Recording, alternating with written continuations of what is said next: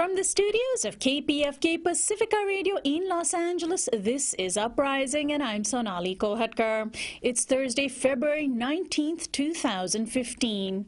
Another oil refinery explodes in California, this time at an Exxon Mobil facility in Torrance.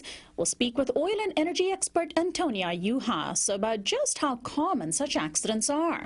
And James McGrath Morris joins us for another Black History special. We'll discuss the legacy of the First Lady of the Black Press, Ethel Payne. That's coming up after the news. Joining us now to analyze today's headlines is Chenjerai Kumanyika. He is an assistant professor of communication studies at Clemson University. Hi, Chenjerai. Hey, how you doing? Doing well. Thanks so much for joining us. Iraqi officials from the town of Al-Baghdadi have reported that Islamic State militants have just burned 45 people to death. The deaths and the circumstances surrounding them have not yet been corroborated, but ISIS has targeted the western Iraqi town for months. Al-Baghdadi has officially fallen into ISIS hands as of now, making it, as per the BBC, quote, the first time in the last couple of months that the jihadist group has taken new ground. The town is only 5 miles from a military base where hundreds of U.S. troops are apparently training Iraq's armed forces. Meanwhile, here in the U.S., at a summit entitled Countering Violent Extremism, President Obama has attempted a balancing act between angering Muslim community groups and conservative war hawks. While groups like the Council on American-Islamic Relations signed on to a letter expressing their concerns about further stigmatizing their community, others denounced what they say is Obama's subservience to political correctness. Chenjerai, why does the U.S. think that it can counter ISIS by holding a conference? Well, I think that, these questions about how this war on ISIS, or if there is a war on ISIS, how that's framed, are important because of ongoing Islamophobia. However, I think that what we're starting to see is that there's a real lack of an ISIS strategy. And if you look at comments even by somebody like Richard Engels, who just said you can't drone your way out of this, and when you see that ISIS is moving into all of these spaces where partially due to U.S. foreign policy, areas in the Middle East have been destabilized, we see that this is really an increasing problem. So I'm very worried.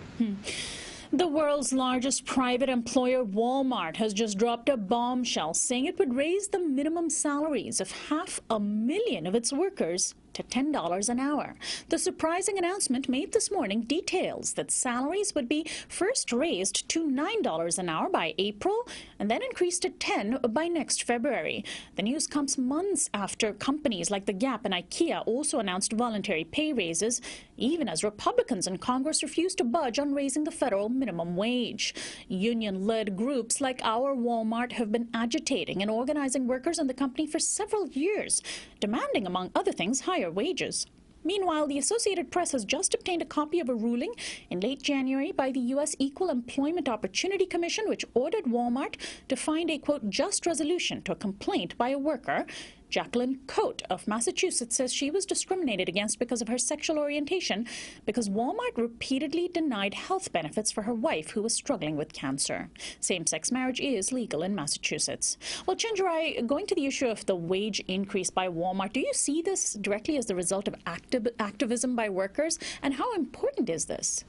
Absolutely. I think this is a really good development here. But we have to be careful to take the right lesson.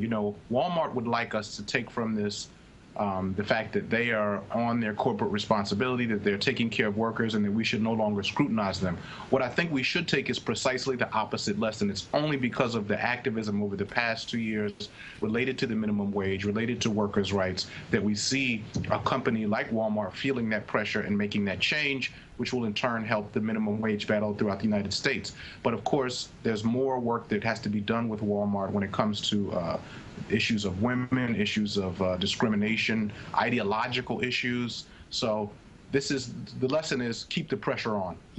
And finally, 2 people have died after being exposed to a virulent strain of antibiotic-resistant bacteria at UCLA Medical Center. A total of 7 people are known to have been infected and possibly 175 others exposed to the bacterial strain known by its acronym CRE. Tom Frieden, the head of the Centers for Disease Control and Prevention, has used the phrase nightmare bacteria to describe CRE. Most of the infections from the superbug occur in hospitals and include symptoms of coughing and fever, as well as lung or bladder infections. UCLA Medical Center sent letters to all those patients that it worries might have become infected as a result of being examined by endoscopes, even though they say the equipment used was properly sterilized. The World Health Organization has cited the overuse of antibiotics in medical treatment, as well as in livestock farming, as a reason for why such superbugs are emerging. Chenjerai, does this issue point to yet another failure of our public healthcare system? I think we should definitely focus on the public healthcare system. You know, there's a tendency when you have superbugs like this in the media to want to focus and to panic about an outbreak, but ultimately what protects us is public health regulations, practices. Our focus should be on what regulations and what standards can be improved, and ultimately we should also be looking at this company who manufactures these endoscopes. I mean, they say these things were, sterilized according to standard. Well, what are the standards? This is what's going to protect and save lives after we get this thing under control. Right, and also the issue of antibiotic use in livestock is something that can be addressed by regulations. The FDA has already said that this is a problem. So we'll be continuing to follow the story. Chenjerai, as always, thanks so much for joining us. Thank you. Chenjerai Kumanyika is an assistant professor of communication studies at Clemson University in South Carolina. This is Uprising. We're going to take a short break, and when we come back, we'll speak with Antonia Juhasz about a major explosion that happened at an oil refinery in Torrance yesterday. Stay tuned.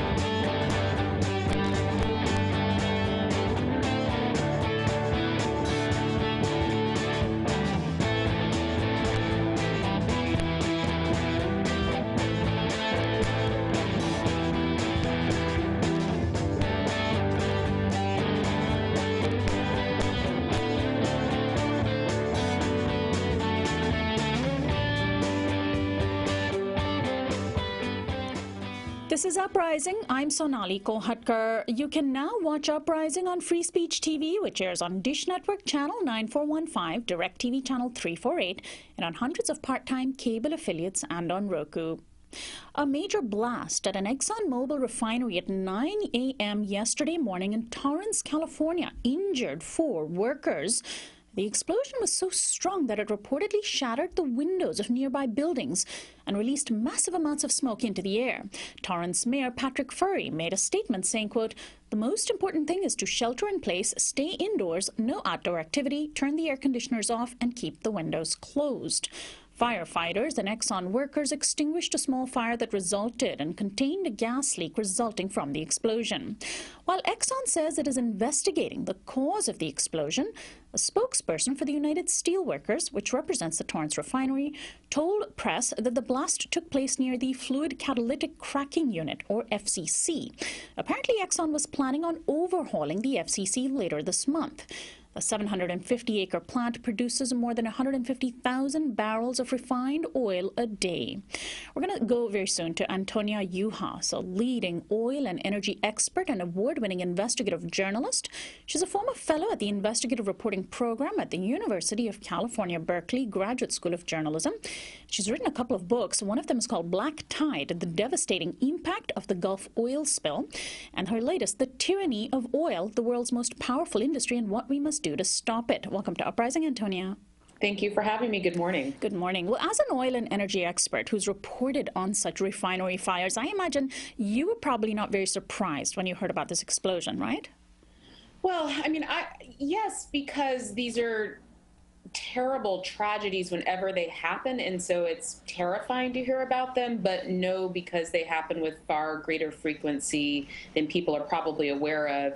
And particularly what was unique with this explosion is that it happened in Southern California, and TMZ forwarded one of my tweets about it. This is a unique media environment, and the good thing is there was a lot of immediate coverage, but within that context as well, Exxon has been, as it always is, very good at holding and consolidating information within its own purse. And the only reason why we know the extent of the damage at the refinery at this point is because there was one media helicopter that went over the site, and that's where we got these pictures, the sort of post-apocalyptic photographs of the extent of the explosion at the within the refinery, blown up cars, blown up infrastructure.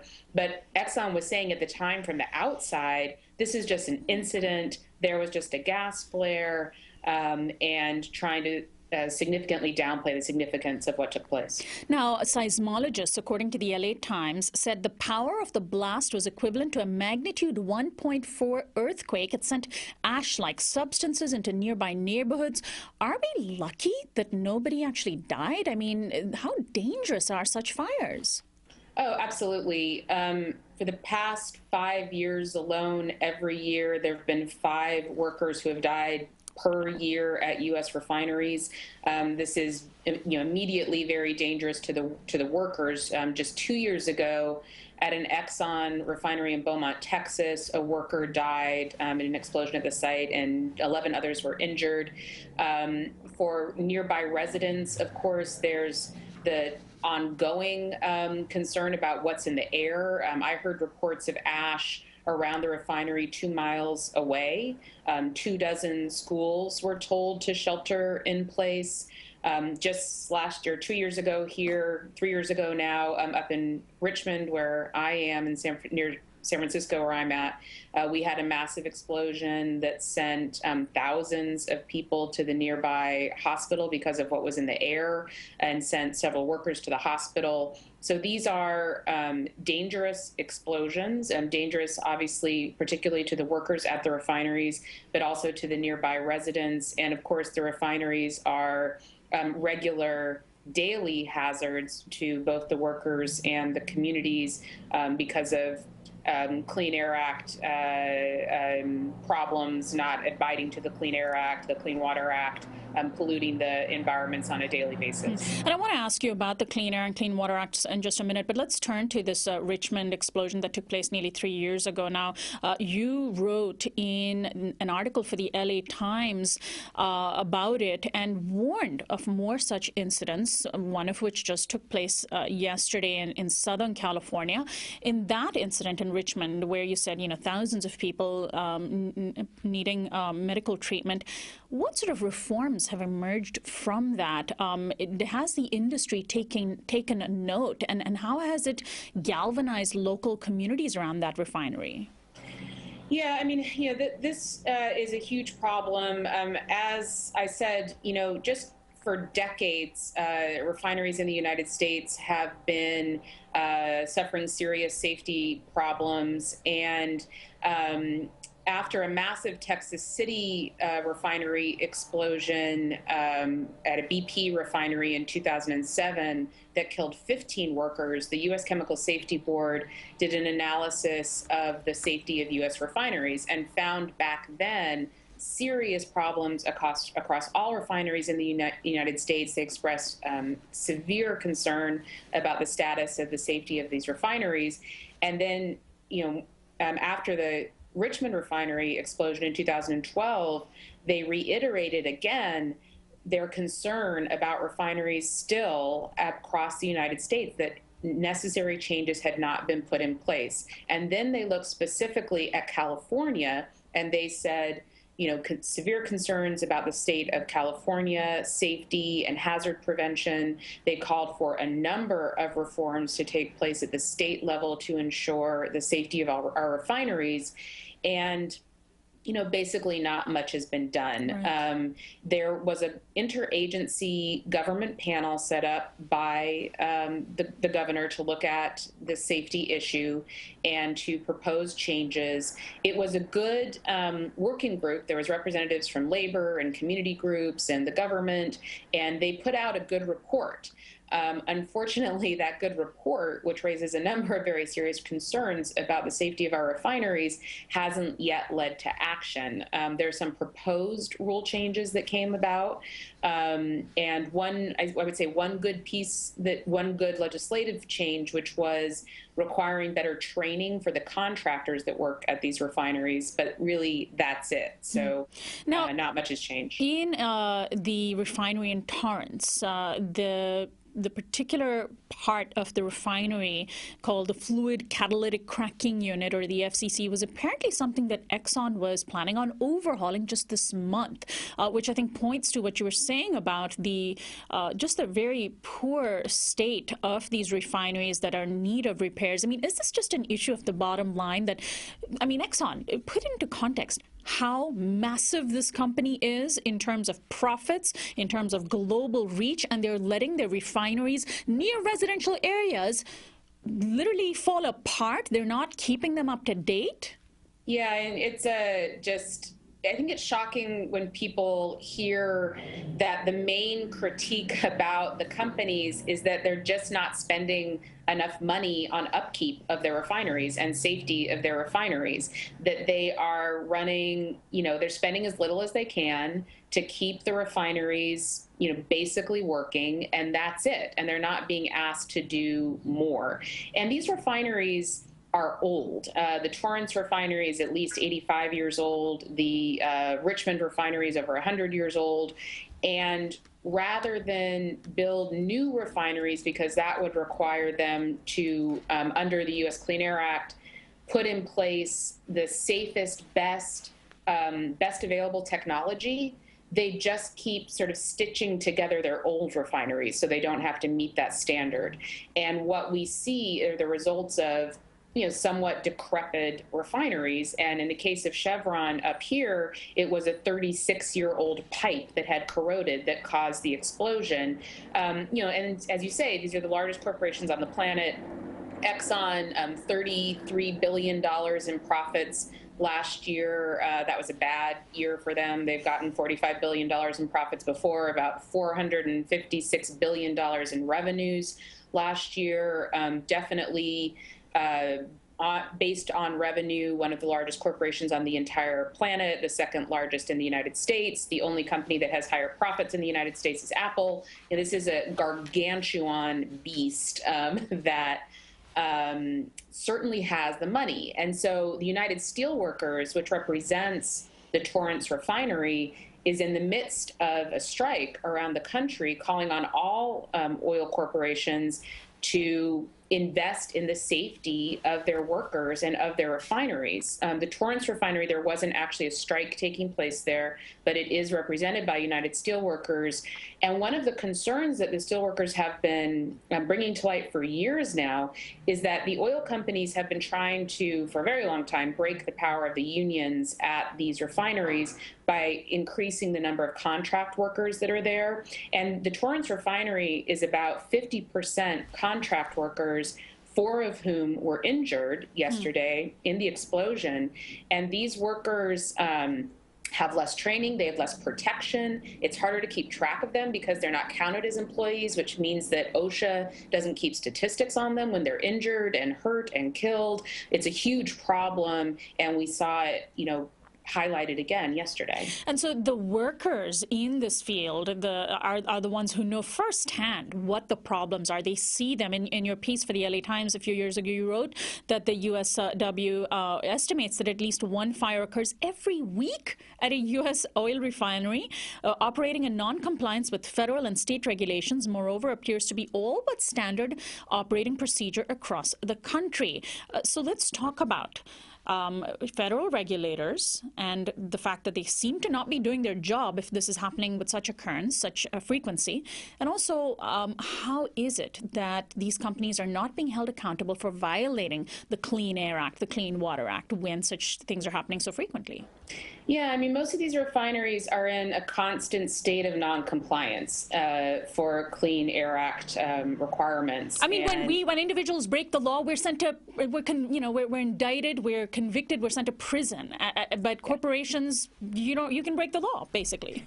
Yeah, I mean, one of the things that is a huge problem when it comes to domestic refineries is that we actually have good laws on the books, in most cases, very good laws. They're not implemented, and we don't have the person power within the federal agencies to actually implement the type of oversight that's necessary. A lot of the rules, while they're good rules on the books, actually require self-enforcement by the companies.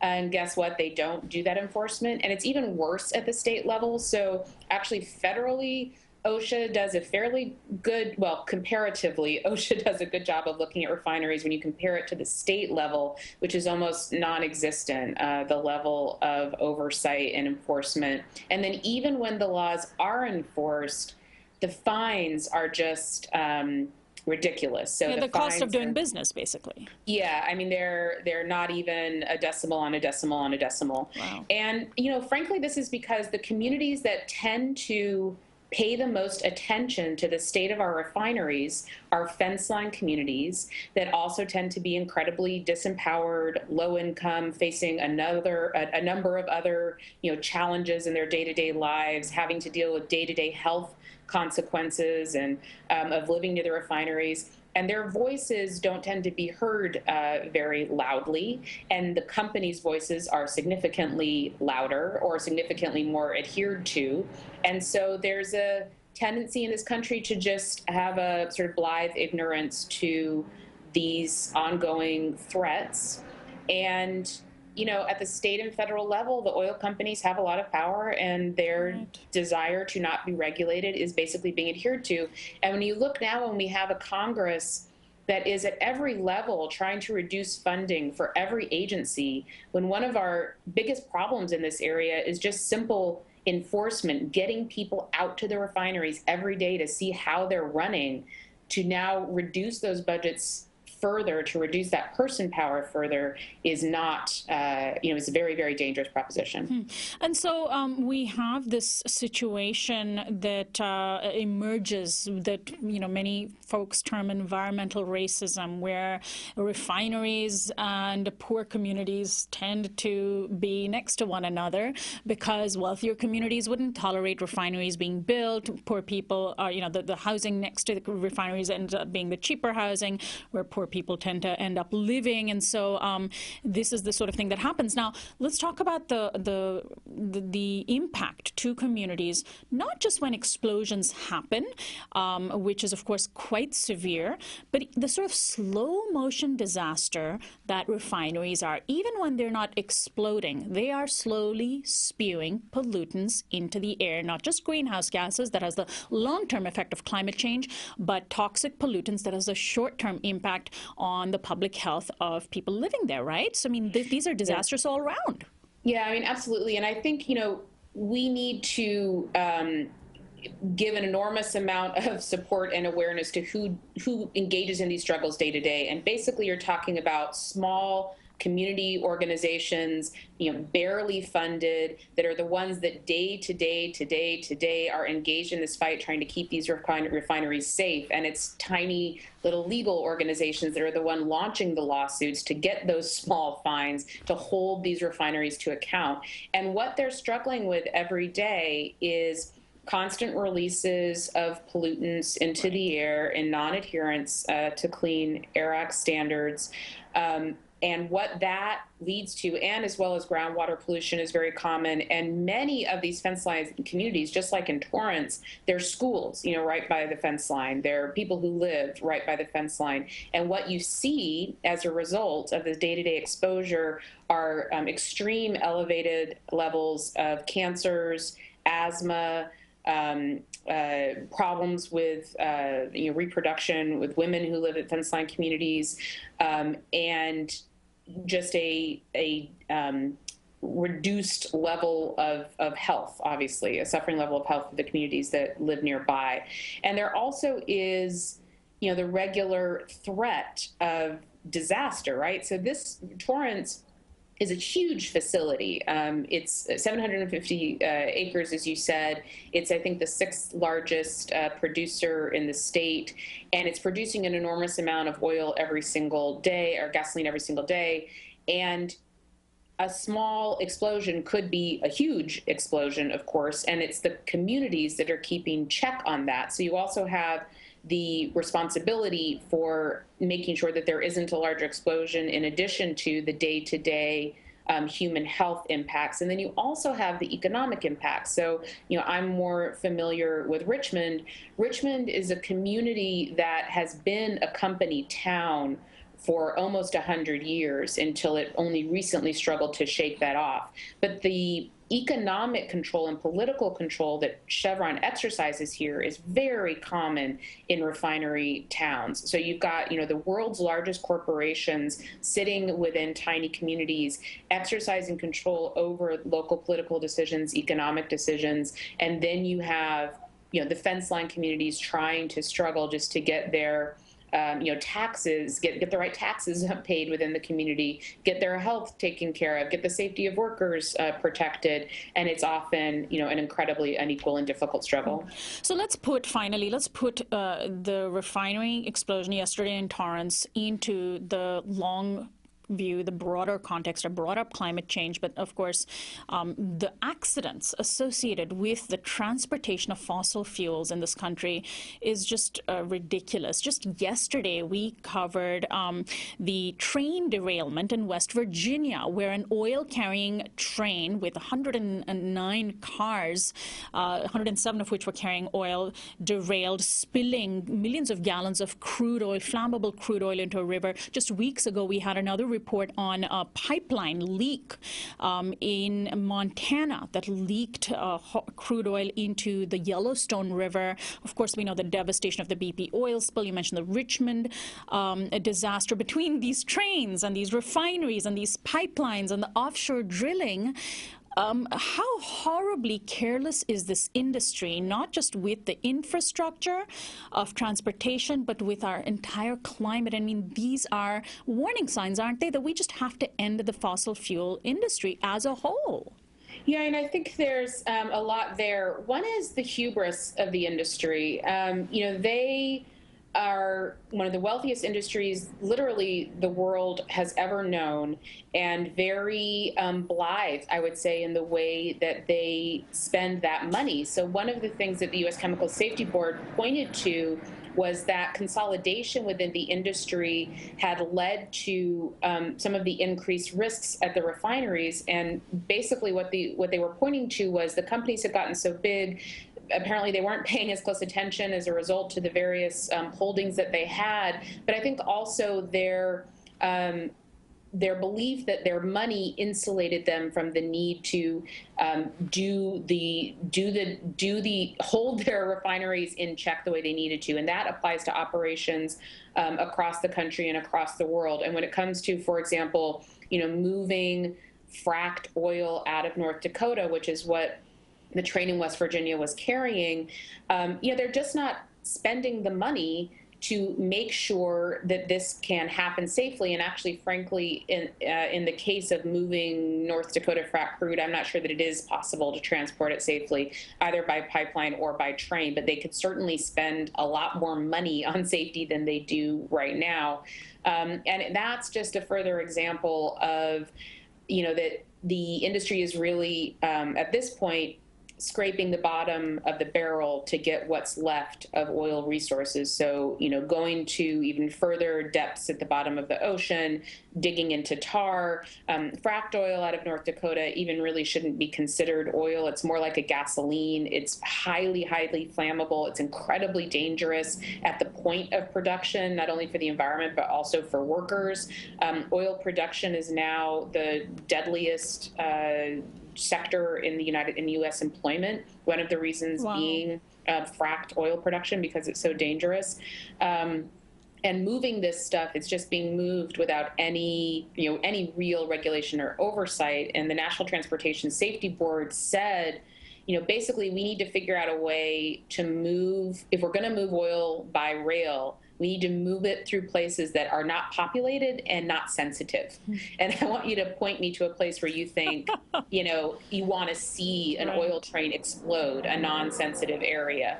And this is particularly worrisome right now because not only are we facing this moment where the industry is trying to get at, this really hard to get at oil wherever they can get it in the most sensitive places.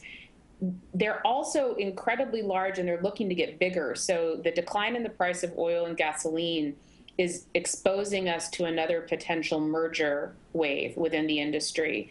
And, we've got there are rumors of Exxon potentially buying BP, Shell potentially buying BP.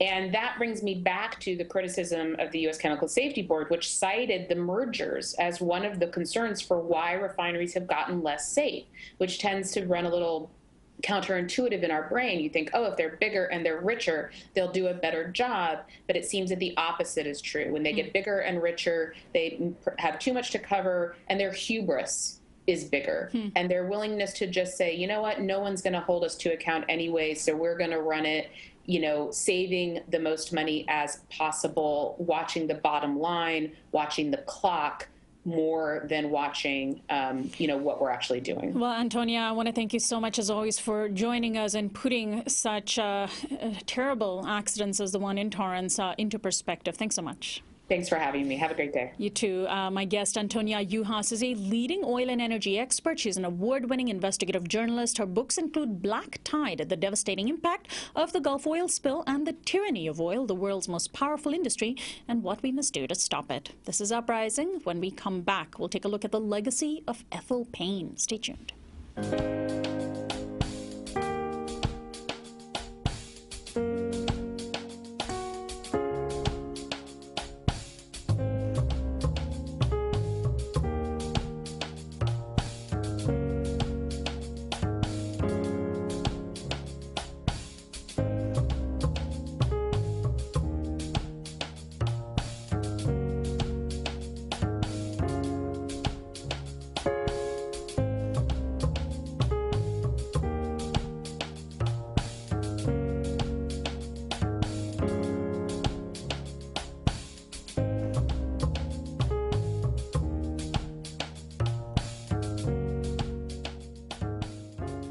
Welcome back to Uprising. I'm Sonali Kolhatkar. We have just launched a wonderful new way to sustain the TV production of Uprising. The funds that our supporters helped raise through Indiegogo last April to launch this TV version of Uprising that you're now watching were put to wonderful use, purchasing the camera equipment and the lights, plus getting the staff and training that we needed for the first year of operations. Now, of course, that was last April, so the money is running out. And to keep Uprising's TV production fully funded and viable, we've just launched a subscription-based online-only YouTube channel. Starting immediately, all of Uprising's TV shows are available exclusively on youtube.com/uprising with Sonali, even before the show airs on Free Speech TV. And best of all, there's never any pledge drives or advertising. So you can subscribe right now at youtube.com/uprising with Sonali. Now, yes, you do have to pay for access to the channel, and we know that there's so much free content out there. You might wonder why you're being asked to subscribe, but you're a fan of Uprising, and we hope you will appreciate having all of the groundbreaking and thought-provoking coverage that we do regularly of the news in one place. We promise you it's going to be worth it. The subscription will cost only $4.99 a month, $4.99 a month for all our full daily shows with no ads or no fundraising drives. And best of all, the first 2 weeks are free, so you can always change your mind. There'll still be plenty of free content on our YouTube channel daily, including our popular news flash segments and short excerpts of all our interviews. But to access the full show, you'll need to be a paid subscriber. $4.99 a month is not very much if you think about all the incredible content that you'll get every day. So I really hope you will become a paid subscriber. Again, that's at youtube.com/uprising with Sonali. Thank you so much. And on to our next story. When President Lyndon B. Johnson signed the Civil Rights Act into law on July 2nd, 1964, among the hand-picked live audience witnessing his signature was a woman who had often asked the hardest questions in the White House. Ethel Payne, who was one of the first black women to receive White House press credentials, has come to be known as the First Lady of the Black Press. Writing for one of the most important black newspapers in the nation, the Chicago Defender, Payne was on the front lines of the civil rights movement and broke race and gender barriers in journalism. Yet her name is still little known. Now, a sweeping biography of Ethel Payne details the arc of an extraordinary life. Joining us shortly will be James Morris McGrath. He is an author, columnist, and radio host, and his books include Pulitzer, A Life in Politics, Print, and Power, as well as The Rose Man of Sing Sing, a true tale of life, murder, and redemption in the age of yellow journalism. His latest book is called Eye on the Struggle, Ethel Payne, the First Lady of the Black Press. And we turn now to James McGrath Morris, author, columnist, and radio host, whose book is called Eye on the Struggle, Ethel Payne, the First Lady of the Black Press. Welcome to the show. Thank you, and I hope you can hear me now. Yes, we can. Thanks so much for joining us. Well, first, tell us what about Ethel Payne's childhood and background prepared her for her career? Childhood was very important. You know, as you know, the book portrays her rise from the south side of Chicago to becoming one of the most significant reporters in the civil rights beat in the 1950s and 60s, working for an African-American newspaper. She grew up in a part of South Side where, like many African-Americans, she felt the hatred of whites in 1919. It was a very famous summer nicknamed the Red Summer. Particularly what happened in Chicago at that point is several African-American children went swimming on a beach in a hot summer day. And Chicago was segregated, and the beaches were segregated. There was a white beach and a black beach. And these kids on their raft drifted into the area where whites bathed. One intolerant man threw stones at them, hit one of the children on the head, and he fell into the water and drowned. When they brought his body to the shore, it was a very volatile situation. They had one dead black child on the beach, these two terrified black children, and a mob got together, and blacks came from the northern beach down, and some violence ensued, and this opened up a floodgate of violence against African Americans in Chicago for a period of several days, where Irish and white gangs went into black neighborhoods and shot and pillaged. And so for her as a young child, she felt immediately what can happen when white hatred is unleashed on African Americans. Right. So, James, what sort of access to education did the young Ethel Payne then have? Growing up, she sees that her sort of social education is the sort that you've just described, but then the formal education that she has access to, and any kind of aspirations. And we can, by the way, see you on video. We've got your video feed up as we have you on the phone. To the host that we've got a phone line.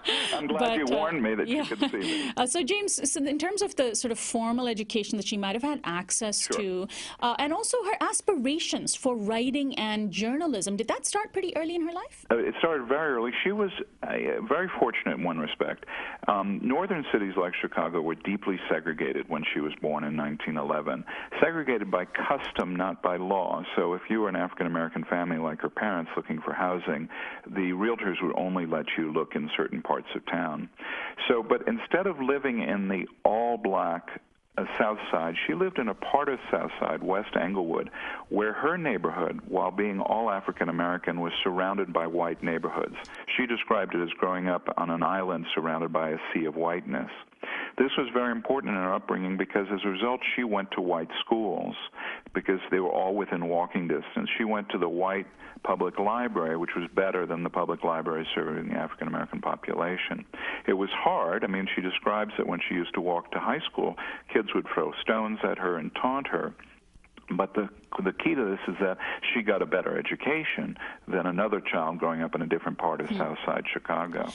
She also became, and I can't find a better word to describe it, but bicultural, in the sense that functioning in a mostly white high school, mostly white elementary school, she became used to functioning in the white world as well as in her own world. And we forget how important this is. I, as a white person growing up in the United States, was always afforded the luxury of remaining in my homogeneous community. I was not forced to have to function in another community. Whereas African Americans didn't have that choice. If they wanted to succeed in the economy, they would have to enter into the white mainstream world. Well, Ethel Payne became very well equipped to be able to function in that world, in part for having attended these all-white, well, I shouldn't say all-white, but mostly white high schools, which when she became a reporter and came to Washington in the 1950s, entered a lily white press corps, dealt with a universally white political leadership. She was well equipped to be bicultural and function in both worlds.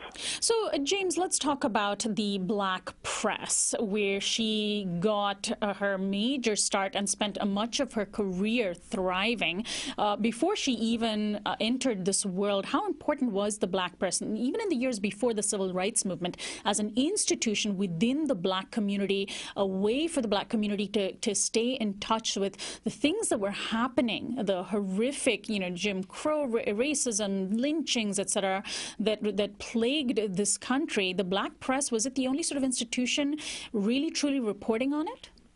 In a way, it was. The black press dates back to 1827. Wow. But in the 20th century, it became a really important component of the civil rights movement, unappreciated by the white community because segregation was so strong in our society. Whites didn't see the Chicago Defender or the Pittsburgh Courier on their newsstand. They had no exposure to this vibrant press that was functioning invisibly to them. And it has a very logical basis. In Chicago and Detroit and other cities in the North where African Americans migrated in waves, which is beautifully portrayed in Isabel Wilkerson's book, The Warmth of Other Suns, they were still excluded from the economy of Chicago or the economy of these other cities. So they created their own world. In Southside Chicago, nicknamed Bronzeville, they created their own banks, their own cosmetic companies, their own taxi companies, their own funeral companies, and their own newspapers. And newspapers had a good economic basis because the stuff you and I expect from the media is sometimes the smaller things. We expect to see our children's graduations mentioned in the paper, wedding announcements, death notices, obituaries, what's playing in the theater. Well, newspapers like the Chicago Tribune had no interest in covering the African-American community. The only time an African-American would appear in the Chicago paper would be in connection to a crime, and often in a derogatory fashion.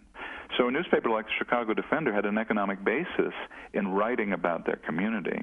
So they grew from that to do other things. Please. Right. This was the newspaper that hired Ethel Payne. She didn't have journalism experience or background, formally, that is, but they saw the importance of her work. They hired her.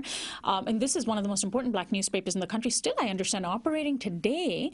And I understand she didn't obviously just break race barriers later in her career when she became the first person to, one of the first few black women to get White House press credentials. But didn't she also break, in many ways, gender barriers in journalism? Gender was always an issue. In the white world of journalism at that point, the women who functioned often had to fight hard to get off the church beat, the social beat, and cover what you and I as journalists might call the hard news. So she had that as a strike against her. A woman in journalism at that period was a very hard road to go. But she had two strikes. She was also black. And so when she comes to Washington, D.C. as the Capitol correspondent for the Chicago Defender, and we should point out to listeners, the Chicago Defender is not merely a Chicago newspaper any more than, say, the New York Times is merely a New York newspaper. This was a nationally circulated newspaper of significance. So here she is. There are two other African Americans in the White House press corps when she arrives in 1953. So to stand up and ask the white president a question, she was very conscious of the fact that she was black and a woman in a world that was, virtually all male and all white. And she always had the courage and, frankly, self-described nerve to do this.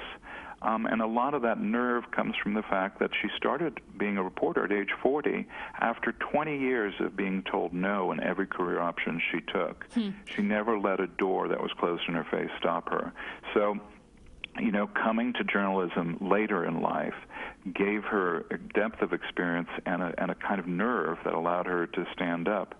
I mean, one of the things that was hard in portraying in this book, and your listeners, depending on their age, may not know this, but merely being a black reporter in Washington, which was a deeply segregated city in the 1950s, there were white senators who would turn the other way if you came down the hall to ask a question, and no one thought anything of this. The racism and segregation was so deeply ingrained. So you can imagine the kind of courage that she had to take up to do this kind of reporting. Now, and I want to ask you about her confrontation of certain presidents, as journalists of courage should be doing. But before we even get there, let's talk about the relationship between Ethel Payne and the civil rights movement. Today, mainstream media outlets make much of a claim of objectivity, but here was Ethel Payne reporting on issues that she saw unfolding in the civil rights movement that deeply affected her, obviously personally, and her community.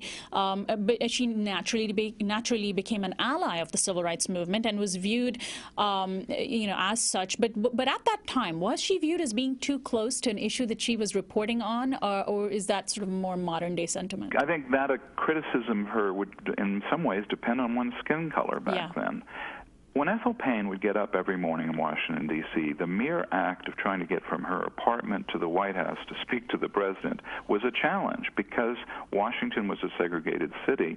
Getting a cab could be a challenge. What restaurants she could go into was a challenge. So Payne learned very early on by her own reflections that she was as much part of the story. In a sense, she uses the word part of the problem, that she couldn't divorce herself and her pursuit of her journalism from that. So she abandoned the classic tenets of objectivity and replaced them with a very self-conscious form of fairness, which is what guided her journalism. I mean, she wrote about rabid segregationists in the Senate. She wrote about LBJ and John F. Kennedy when they were trying to gut the 1957 Civil Rights Bill. And these were things that affected her deeply because if the legislation passed, her life would be different the next day. And yet her coverage was extremely fair. She let them speak. She didn't accuse them of things. She didn't use the vitriolic kind of words that you see on Fox today. In a sense, she let them hang by their own words, and which is a much more clever form of journalism than just filling her copy with, hard adjectives about people. And now let's talk about the way in which she did play a role in the White House, the sort of hard-hitting role that she played. You write in your book about her confrontation of President Eisenhower, and that sort of courage reminds me a little bit of the late, great Helen Thomas. Very, very similar. People have often compared her to Helen Thomas, or Helen Thomas really, in a sense, came after her, but the style is similar. It's not the confrontation that in some ways is significant, because the confrontation was Eisenhower's reaction to the question. What Ethel Payne discovered is that when you have a seat at the table, when you're a member of the National Press Corps at the White House, and you ask a question at the press conference, it puts that issue on the national agenda. For instance, in 1954, there was a Lincoln Day celebration in Washington, and Republicans had a lot to celebrate that year. They had a Republican in the White House no Republican had been in the White House since the Depression. And at the celebration, they invited 3 choirs to sing, 2 of which were white. The third was the Howard University Choir, traditionally or historically black college. The Howard Choir's bus was blocked from getting into the celebration. We don't know the reason, but one can presume it was because they were African Americans. No one covered this story. When she went to the White House press conference, she asked the president, who had been at that celebration, what had happened. He apologized, saying, if this had been occurred, I'm sorry, but we'll look into it. The next day, newspapers like the Washington Post were forced to write a story about this incident because it had been raised at a national press conference. In short, what she discovered is the mere act of asking a question could help put an issue like civil rights on the national agenda. And that questioning came to an end when one day she asked President Eisenhower, she said, the Attorney General says that it lies within your power to end desegregation of bus travel, interstate bus travel. You don't need an act of Congress to do that. Will you support it? And Eisenhower stood up, ramrod straight, using his military posture, and said to her, I don't know where you, emphasizing that you, filled with anger, get off asking this kind of question. We try to do the best for every group, and we're not going to kowtow to any special interest. Well, the hall went quiet because what he had said was that a large segment of Americans who were denied their constitutionally granted equal rights was the equivalent of a special interest, the same as a farm lobby seeking a favor. And that was embarrassing. It made headlines around the country. It brought the civil rights needs to newspapers all across the country. And Eisenhower learned quickly that he better not call on this woman much longer, because these are the kinds of things that are going to happen. Now, she went on to have an illustrious career. She traveled around the world. She traveled to Vietnam, covering the treatment of black troops there. She also, of course, eventually in 1972 was hired by CBS as their first black female radio and television commentator. How is it that Ethel Payne's name is not better known? I mean, journalists know of her. If you study journalism, you know of her. But she's not a household name in the same way that many white male journalists who reached great heights, or even white women journalists are. Her lack of an entry in the history pages of America is just a legacy of our segregation. You know, the historian Mark Bloch famously said that history is written by the light of the victor's campfire. And segregation was so deep, and we've forgotten how deep it is, that this is a legacy. She's iconic to a large group of older African Americans. I mean, I've been on call-in shows around the country where people call in, and you can tell from the timbre of their voice that they're older. And they say, oh, I bought the stamp in 2002. Right, she was on a stamp.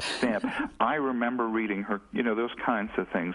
I even found a dean at a college who knew her when she was a child, because she came by her home and thought this was like a rock star coming to her house.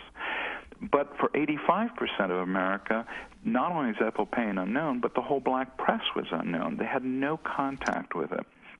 So as a result, when the civil rights movement succeeded, and when African-American newspapers began to weaken economically, because now mainstream media was paying attention to the issues, and when the best African-American reporters were hired away from those newspapers to go to work for mainstream papers, and that chapter of our press history closed, Ethel Payne disappeared with it. And, you know, some people have had very nice comments about the book, and sometimes the word discovery is used. And I'm really uncomfortable with that, because Ethel Payne was out there. What was wrong is the segregation in our society has kept her hidden from us. I'm not uncovering something. I'm just bringing to light the life of a significant person.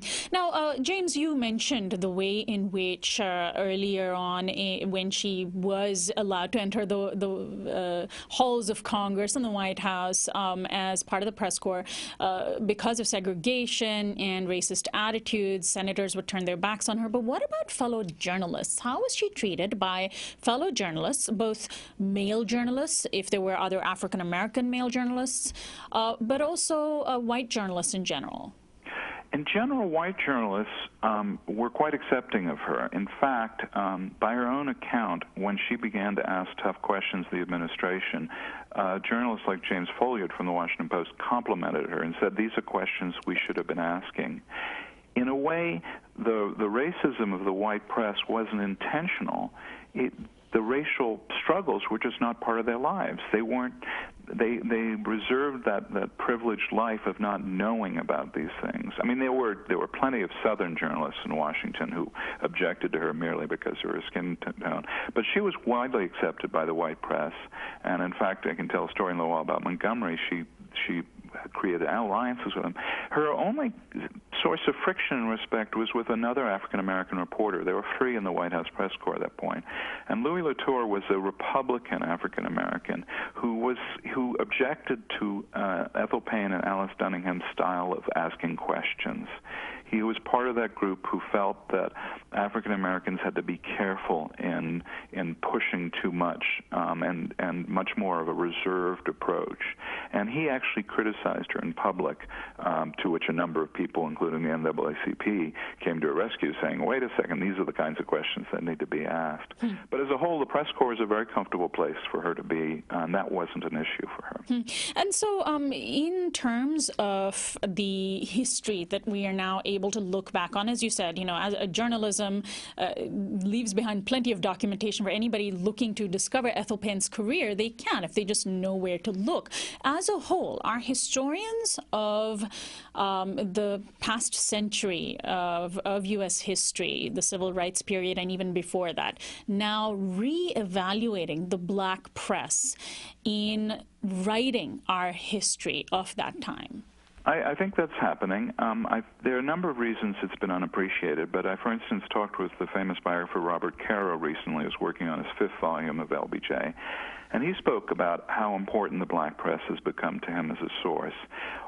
One important reason that this is going to change is that a lot of the black press's newspapers are now available electronically going back to their founding.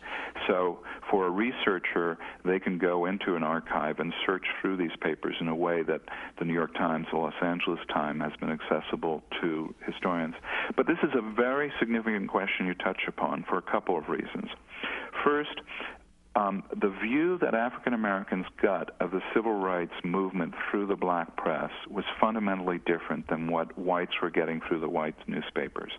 And when the major achievements occurred, like the passage of the 57 Civil Rights Act, granted it was mostly gutted, the 64 Civil Rights Act, which was much stronger, or the Voting Rights Act of 1965, the white press portrayed these as historically important moments, but they portrayed them as munificent gifts being given to African Americans. Whereas Ethel Payne and other reporters were writing, these are the rights that always belong to them that we're fighting to get. It's our achievement to obtain them. This fundamental difference really creates a kind of legacy of misunderstanding about what was going on. And the black press always saw the civil rights movement as a ground-up movement to claim what rightfully belonged to them. And the white press portrayed it very differently. And to this day, I believe there's a legacy. If you look at the polling data between whites and blacks on issues of justice, there's a great separation.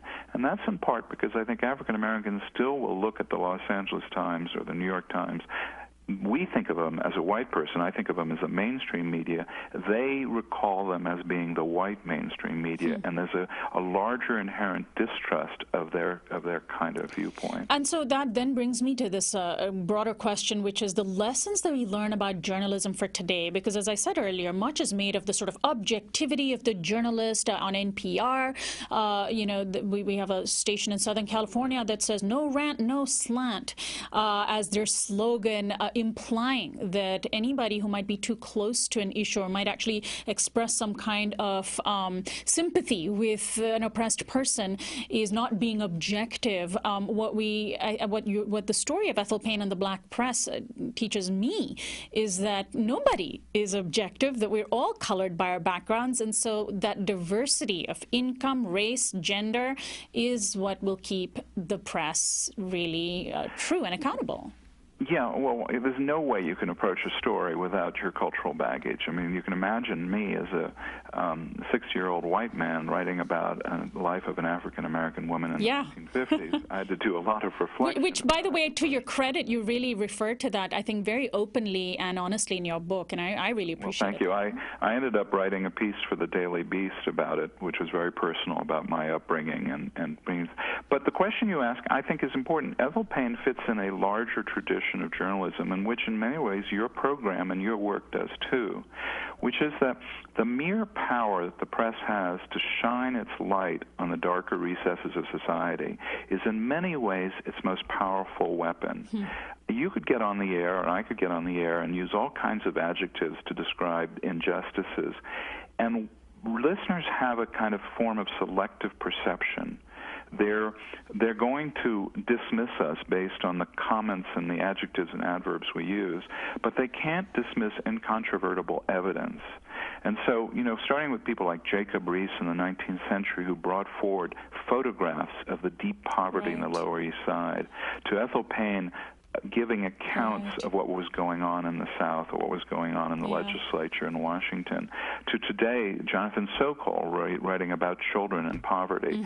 That kind of journalism, it's clear that the authors, the people behind them, feel deeply about it. I mean, why else would you give up years of your life to go into rougher circumstances to report on things? Well, unfortunately, we're out of time, James, but I definitely recommend let listeners pick up a copy of your book. Thank you so much for joining us today. You're welcome. James McGrath Morris is an author, columnist, and radio host, and we've been discussing his book, Eye on the Struggle. Ethel Payne, the First Lady of the Black Press. This is Uprising. Bipasha Shom is our senior producer. Anna Buss is our assistant producer. Darren White is our research intern. Dan Swerdlove is our technical director. Christian Beck is our production assistant. Federico Garcia and Jonathan Alexander are our audio engineers. Camilo Ramirez is our sound editor, and Annie Mendoza is our social media coordinator. Subscribe to our YouTube channel at youtube.com/Uprising with Sonali for exclusive access to all our content. Our website is uprisingwithsonali.com. Our theme music is by Quetzal. I'm Sonali Kolhatkar, host and producer and executive producer of Uprising. I'll see you tomorrow.